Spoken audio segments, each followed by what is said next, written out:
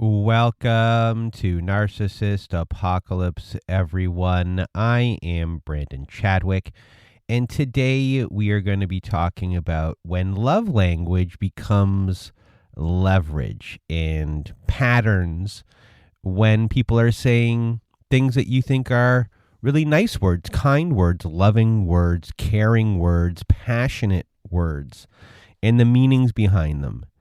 And when it comes to these words in a regular, healthy relationship, these are normal words. But in an abusive relationship, they take on a different context or meaning because of the motives behind everything. And before we get into this, if you want to be a guest on our Survivor Story episodes, go to our website, narcissistapocalypse.com, click on the guest form button, press the submit button after you fill out our form, and we'll go from there. Also, we have a newsletter. If you want to join our newsletter, well, you'll get a lot of great insight into our past Survivor Story episodes, our weekly Survivor Story episodes. We get a free workbook with it. Everything is free. Also, go to narcissistapocalypse.com.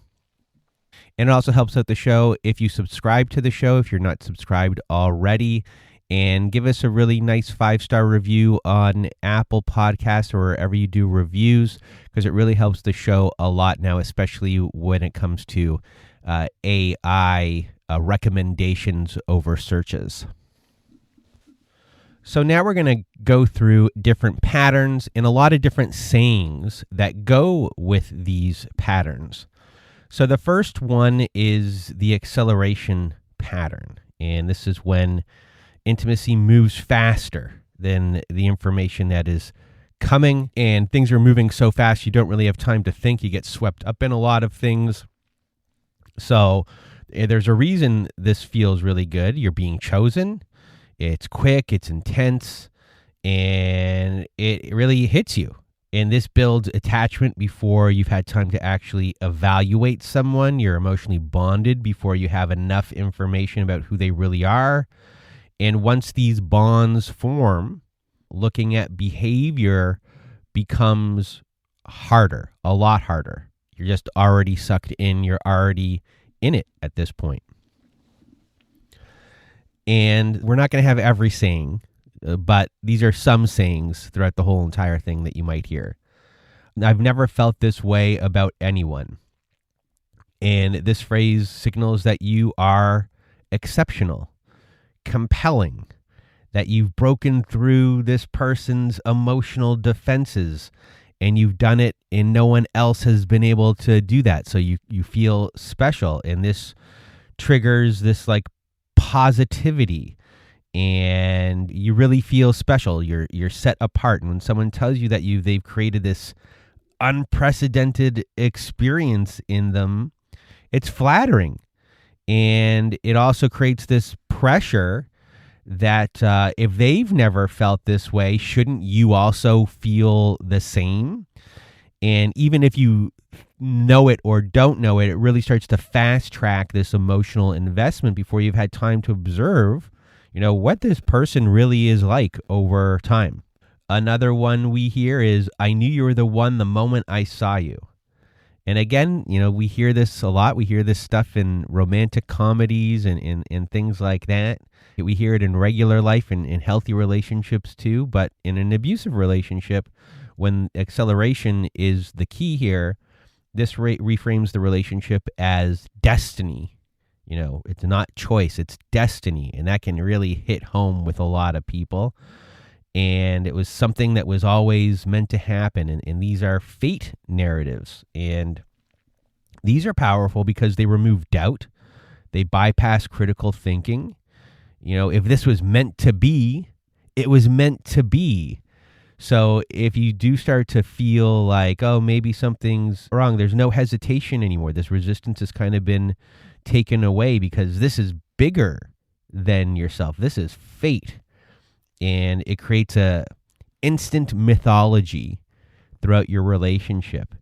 And it's a story that's compelling to you. It's a story that's compelling to everyone when you think about it. It's the stories we tell in society. And this is one of them. And it can get you in a lot of trouble. This is like a societal norm kind of one right here. But it's a big one.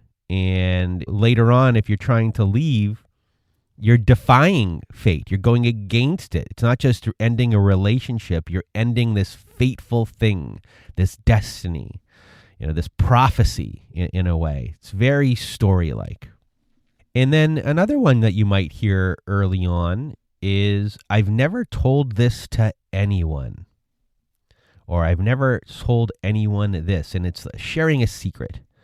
Whether it be real or a manufactured one, it's creating an immediate sense of real exclusive intimacy, that like you are special. And it is something where someone is vulnerable with us. And a lot of the times you feel really compelled to reciprocate this. And we heard this recently in a story where someone divulged information too early. They reciprocated this information too early. They matched it. And it starts kind of creating this thing just between the both of you. And it becomes a world of shared secrets. And that's not a good thing when it's in the hands of an abuser. You're keeping someone's secrets. You start to feel responsible for them. They know your secret. They have a little bit of an upper hand to use that against you eventually. But there's a responsibility now when this happens. Your bond becomes closer and you can't break these secrets. It's a little bit isolating as well. And another one early on that might accelerate things is, you're the only one who knows the real me. And this positions you as someone who is witnessing their real, authentic self. And only everyone else out there in the world gets a performance. You get to see this real person. It makes you feel special. This goes way beyond love. You're now the real, caretaker and keeper and witness to who they truly are. And losing you wouldn't just be losing a partner. It would mean losing the only person who truly sees them. It's a real nice setup there when it's in the hands of an abuser.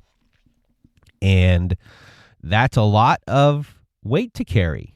You're the only one that ever got me. We might actually have one later down on the list, but essentially that's what it's saying, and it's keeping you bonded and feeling, if you leave after this is said early on in the acceleration phase, you might feel like you're abandoning them.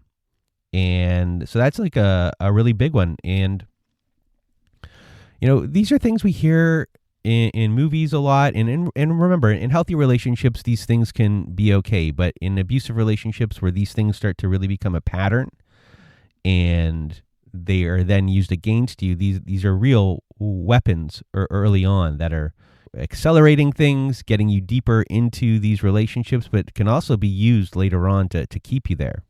And the second category we have here is exclusiveness and partnership language that quietly removes your voice.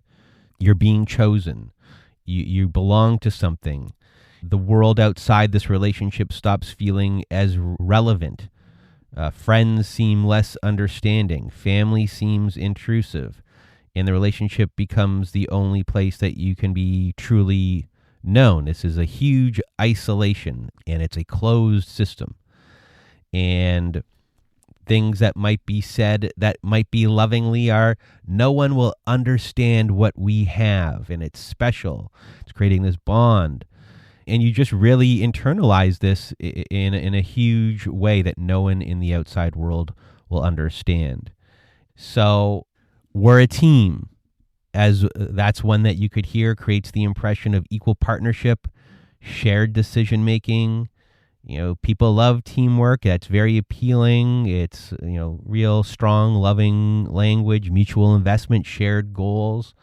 But where a team can mean in the abuse world, your individual desires should yield to what's best for us and not what you want on your own. Autonomy might start being eroded here, And us really gets defined by one person, and the language of partnership here can really function as a silencer to your voice completely and your needs completely.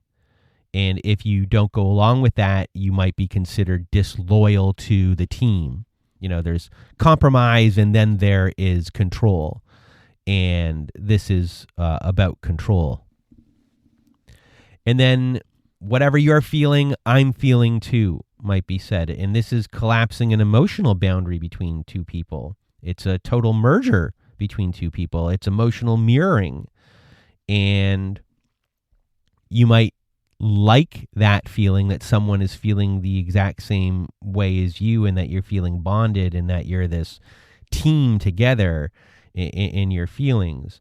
But it's one of these bonding experiences that can get you into a lot of trouble, because it's collapsing two people into one. And when someone claims to feel everything that you feel, your experience stops being fully your own. And when that happens and they kind of swallow up your feelings, their response to your feelings starts to take up the space in how you experience your own feelings. So you begin to manage their reactions to your emotions rather than you just having your own emotions. So your inner life becomes the shared document rather than your own private experience.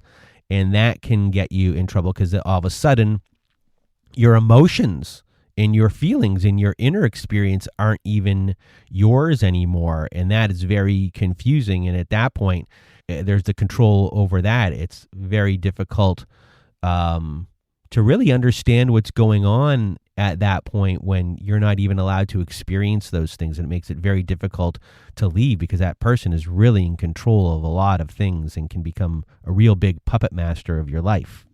And following that up is, we have each other. We don't need anyone else, an abuser might say. And again, sounds lovingly. We see it in movies, and we hear it in regular life sometimes as well when it comes to healthy relationships. But, in reality here, it's romanticizing that you don't need anyone else, that your partner is enough. It's very controlling, even though it sounds like it's loving, and it's like the two of you against the world. And that one you'll hear as well. Just it's two of us against the world. And this really taps into this all-consuming love story. It sounds like devotion, but one person isn't going to meet all of our needs. We need friends. And it's really going to isolate you emotionally, socially, intellectually. And when your relationship becomes the only source of connection, you lose access to people, you lose access to support. And that person can really become the truth teller of your world, and it's their world in an abusive world, and you're just living in it, and your entire emotional world will run through one person. And then we also hear, this is our thing. Don't share it with other people. And this type of thing right here is creating a ritual. It's creating secrecy. It's creating this bond away from everyone else. It's creating shared secrets, and it's kind of creating an invisible wall boundary, and it's defining who is outside the relationship, and it feels intimate and special, but secrecy also is isolating.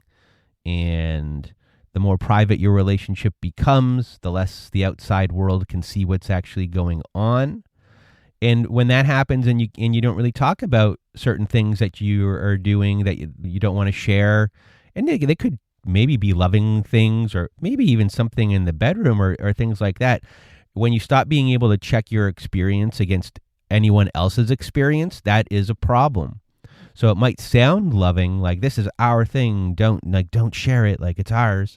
In the hands of an abusive person, that can be a problem. Another one we hear is, you're my whole world. You're my everything. You're my whole world. It's engulfing you. It's elevating you. You're someone's entire existence. They wake up to live and breathe you. It's very possessive, and it can sound very loving, and I'm sure it is very loving in some instances. But what it's doing, it's putting someone's emotional survival on your shoulders. It's someone's whole world. And if your absence is even just brief, it could be catastrophic for them. It's possessiveness. Jealousy might follow something like this. You can start to see a pattern if these things start happening after that. Those things weren't done in a loving way, that they were done in their mind, like, this is your whole world, but it's not done in a way where it's fair to you, and it makes it very difficult to leave because everything's being put on you. You might feel like their world might fall apart. Suicide threats, could happen with someone who's saying this type of stuff early on, and it can really hinder you leaving as well, but might sound loving, at the beginning or during the relationship. And the next one on our list is protection and safety. And that it sounds like protection and safety, but it really becomes a way of controlling you. And people, when they hear protective words, they're like, oh, that sounds loving. And of course it feels really good to be looked after, and I'm sure in the right hands, in a healthy relationship, this actually might be loving stuff, and it is loving stuff. But when you're dealing with an abuser, it's about asserting their control and you losing your independence. Your independence becomes an inconvenience to them, and these are the things that you might hear. And these aren't all of them, remember, but these are just some. And let's say you're out and they say, I just worry when I can't reach you. And this frames yourself as having to be constantly available. And it looks like they have a love or concern for your safety of what might be going on, but it was really about keeping tabs on you. And worry is a very socially acceptable emotion. It's hard to argue against someone who says that they're scared for you. But when you start to prioritize their anxiety over your autonomy, that becomes a problem. And over time, if you aren't responding quickly, this can feel like an act of cruelty rather than a normal part of having your own life. And then you begin to self-monitor, checking in preemptively, staying reachable, avoiding situations when you might be unreachable. And it's not because you want to, it's because the alternative feels a lot worse of, whatever might happen, rage, outbursts, getting yelled at, being nitpicked, all these different types of things. So it might sound loving and it might sound like it's out of your safety, but it's really a form of control. And another one that can go along with this that you hear all the time is, text me when you get home. I want to know if you got home safe. And in reality, you hear that one a lot early on in these relationships. In reality, it's just doing the same thing. It's keeping tabs on you. It's a form of control. It might seem like nothing at the time, but in an abusive relationship, it's getting you accustomed to checking in and doing more check-ins under the guise of your safety and under that concern that they care about you. And then another one can be, you don't have to worry about anything when you're with me. And this sounds like it's being protective. It's like a total relief from your difficulties, your life difficulties. Could be financial, could be, physical when you're out. But it's as long as you stay that these things will be taken care of. And it sounds loving, but at the same time, it isn't. And it's a big offer, you don't have to worry about anything when you're with me.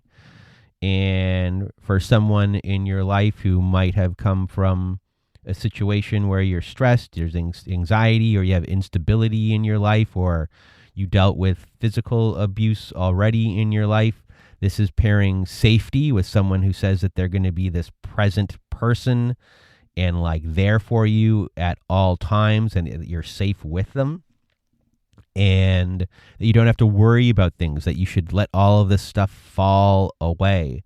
But in these instances with an abuser, safety is conditional, and safety is conditional because you have to say what they want you to say, do what they want you to do, and it's conditional on staying in the relationship and dealing with their control and their way of doing things. So leaving a situation like this feels a lot harder. It feels like you can't leave, that your freedom has been taken away from you, and it's a very lonely world to be in.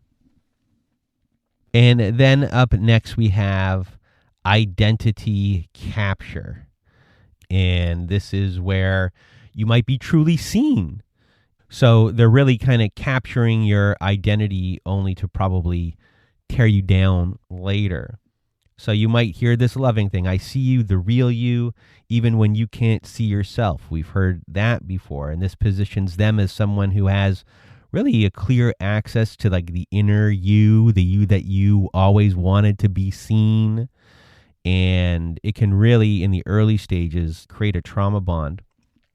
And for someone who's ever felt misunderstood, this type of phrase can really be disarming. The idea that someone gets you, sees past all of your defense mechanisms, it can really hit you really deep. And, even when you don't see yourself, it can be said here. And this kind of creates like a hierarchy, that they're up there and you're down there, so they can see you. It puts your worth in their hands. And when your self-perception is now in their hands, they can do a lot with that. So it might sound loving, but in reality, with an abuser, it can be really used against you and as a form of control. And another one we have here is, I love the parts of you that you hate. And I know there's probably other ways that can be said, but you kind of get the gist of that, where someone who's grown up, who didn't accept themselves, they might have had a lot of self-worth issues, told different things about how smart they are, how they look, how they're reliable they might be, that they're not really an achiever. An abuser saying something like that really cuts to these parts that became a lot of self-hatred of what they were told when they were younger, things they might be ashamed of. And this abuser loves these things the most. So when that happens, that can create a trauma bond pretty quick. It creates this love, and this person is now in control, and it creates a real specific type of dependency. It's not just emotional dependency. It's just kind of like times 1,000, really. And this abuser, you want them to stay. They validated all these parts about you that you've self-hated. So if they eventually leave, that's gone. You've put your worth in, or they've manipulated you to put your worth into their hands. And then they can also later on start attacking those things that they said they loved in the first place, which will then become even more hurtful. In other sayings like this is like, you're more than you give yourself credit for. That can be put right there into that category, can do the exact same thing. It's lovingly, it's encouraging, and again, it's adding to the trauma bond. And it's positioning them as someone who can see something that you can't. They're up there, you're down here. And then another one on our list is passion. Passion disguises itself. Passion is used as a form of control. And you might hear phrases like, I just love you so much, it scares me. So there could be like a physical abuse situation, and they could have gotten jealous, and then they say, I just love you so much, it scares me. So it reframes your fear, the instability that goes on, as love. And so it might sound nice, even though it might have come after something terrible, that's creating a real interesting dynamic inside of you of like, what is the reality? Are they a scary person, or no, they just love me. That's why they do those things, or they're doing these things.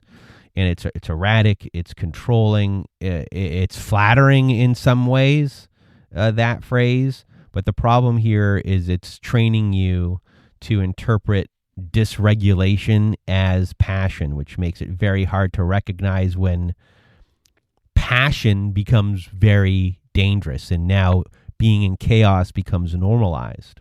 And another one that might sound loving to others is if you fight so much, an abuser might say, we fight because we care so much, which is a societal norm saying. And this is normalizing conflict as proof of love, making the absence of conflict seem suspicious. And this is a real big societal norm, cultural mythology, that passionate love is turbulent, that fighting means you care. And this is a real big problem. It's destructive, and it reframes like being calm and respectful in relationships as not being a real relationship at all. And this makes conflict seem normal. It's just normalizing everything. It's redefining what intimacy in your relationship looks like. And it's dangerous, and it can keep someone in a relationship much longer. But it comes off originally as a loving statement. And another one is, nobody will ever love you this much or this fiercely. And this presents a big intensity, and intensity means love in this case, but it's destabilizing. And it sounds like you might not find love like this in another place, that our love is so passionate. The way I feel about you is so passionate that you might not find this any other place, only here. And so it flatters you, but at the same time, it's also threatening that this is your only chance at the love like this. It's a scarcity message. And that's a big, powerful driver to a lot of people in all sorts of life. Even when you're shopping, it's a sale, it's only lasting this long, it's a scarcity tool. And that's what this is. And a control here is being disguised as passion in this loving way. And this just, lowers the bar for what you are going to tolerate in the future, which keeps you in a relationship longer.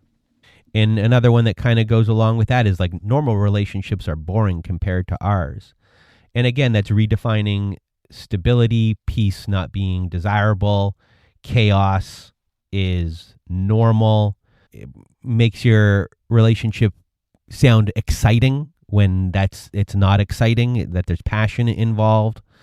And again, it's there to train your nervous system that this is normal, that love is normal, that chaos is normal, and peace isn't normal, and that can keep you in a relationship longer as well. And then the last one we have on our list here is hardship and devotion. And again, can come off very lovingly. Devotion is a beautiful thing. And it can also be used as a way to control you and can keep you in a relationship longer.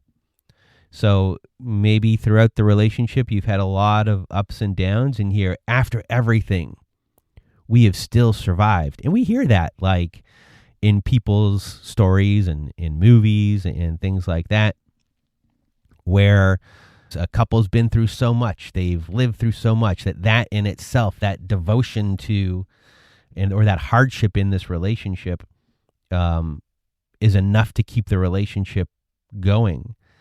Where in reality, that hardship is just evidence that there is constant trouble in this relationship. And it's like a sunk cost fallacy that's being brought up here. You've invested so much in this relationship already that you can't leave it now. Look how much you would lose, where you're not seeing now outside the forest of what the forest looks like outside of there. It could be a lot more peaceful. So it might sound lovingly, and it might sound like this hardship kind of thing that we've been through it together. But in reality, it's a way to control you so you do not walk away. And then ones that are devotion, we might hear, I would wait for you forever. And that sounds loving. And, it sounds like there's the ultimate proof of devotion going on, but it also presents an unwillingness to let something go and let someone be, and that this is also a boundary violation. So it's coming off as loving. It's coming off as patience. It's coming off as loyalty in a lot of ways. And it could be the highest form of love, this type of devotion. But they're refusing to accept loss. It's possession dressed up as devotion. And it just is signaling that your choice to leave will not be respected, and that they will be there waiting forever regardless of what you decide, which means your decision to leave is never quite final. And this can come up a lot in post-separation abuse for someone who might say something like that. And it's keeping you and them tethered together here. And it's not a real loving thing when it's in the hands of an abuser. It might sound that way, but in reality, it is keeping you in the relationship longer and makes it more difficult to leave. And this can also go as well if you hear words like, you're worth fighting for, I'm going to fight for you. It's still in that category. It sounds romantic, but at the same time, it's not respecting your autonomy, your choices, who you are. It's a boundary violation, and it might hit the guilt switch inside you, and at that point, you stay. It could hit the obligation part inside you, and at that point, it makes it harder to leave it, and you stay as well. So these are just like a handful of sayings. It's not every saying that you might be hearing, but these are a handful of sayings that you might hear that sound like love, or sound like devotion, or sound like care, sound like passion, sound like safety, but they really are forms of control to either create like a trauma bond initially, so you are really attached to them, control as a way to keep you in the relationship longer. And they might sound like loving sayings, but they're really these things that are being placed in you throughout your relationship just to keep this control going longer and longer so you don't leave. So these patterns are really designed to make it feel like love. And in many cases, the person who's using them, the abuser, genuinely believes that's what it is. But the thread that's running through everything is that real love tends to make you more of yourself over time, more confident in your own perceptions, more connected to the people around you, more trusting of your own instincts, more capable, not less. And if your relationship is doing the opposite, if you're hearing some of these things in your relationship and this is doing the opposite, your relationship is doing the opposite, you're finding yourself smaller, more doubtful, more isolated, less sure of your own memory and judgment, the warmth of all of this language doesn't change what is actually happening.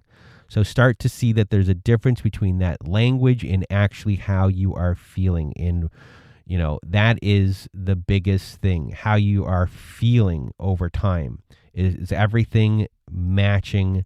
Is this consistent from what I am hearing? And if the answer is no, then you are in an abusive relationship and they're using this loving language to manipulate you. So that is what they are doing. And I hope you found this episode to be useful. I hope that if this resonated with you, I don't hope that this resonated with you, but if this resonated with you, reach out to someone if you can, and, take your time, do everything safely if you need to get out of an abusive relationship. And, we have a support group at our website at narcissistapocalypse.com if you want to join our support group. And if you want to be on our Survivor Story episodes, go to narcissistapocalypse.com as well. And that is it for today's episode. And I hope you have a good night.